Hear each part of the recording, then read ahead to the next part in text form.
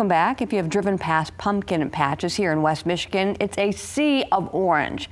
What a great growing season, right? But when November rolls around, there's going to be a lot of pumpkins left. So how about incorporating fresh pumpkin into your recipes? To help us with that, we welcome trained chef and head of content at Emails, Scott Jones. Good morning, Scott.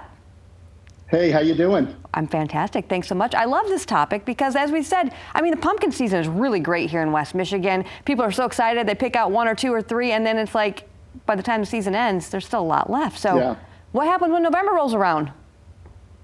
Yeah, well, here's the deal. Jack-o'-lanterns are great. They've got all that great, meat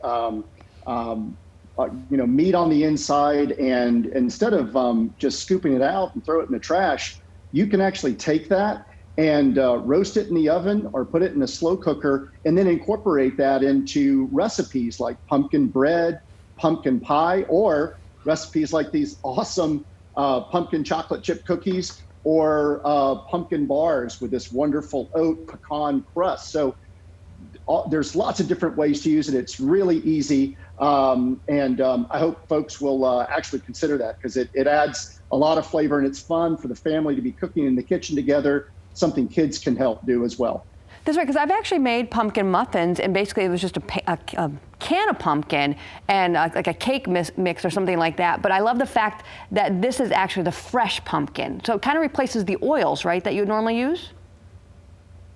Yeah, and one thing to remember is that canned pumpkin is actually a combination of pumpkin and squash. So it has a little slightly higher water content and has some added sugar, maybe some spices. But you can do the same thing with fresh pumpkin, the pumpkins that you're buying in the pumpkin patch.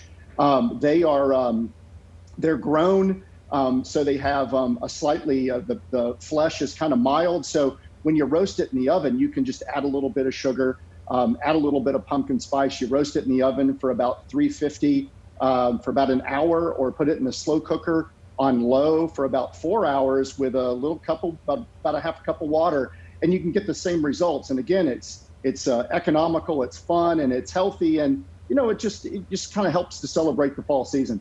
And I love the fact that you pointed out about getting the kids involved in the kitchen. And here's the other thing I wanted to mention too. These recipes all are available at Emails at emails.com.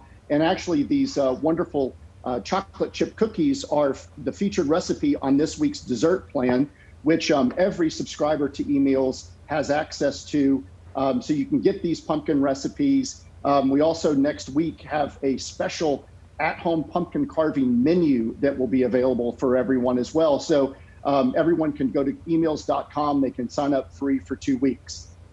Awesome. Lots of great recipes there. Okay, so as far as those cookies and the little bars that you had, as far as how much time into something like that?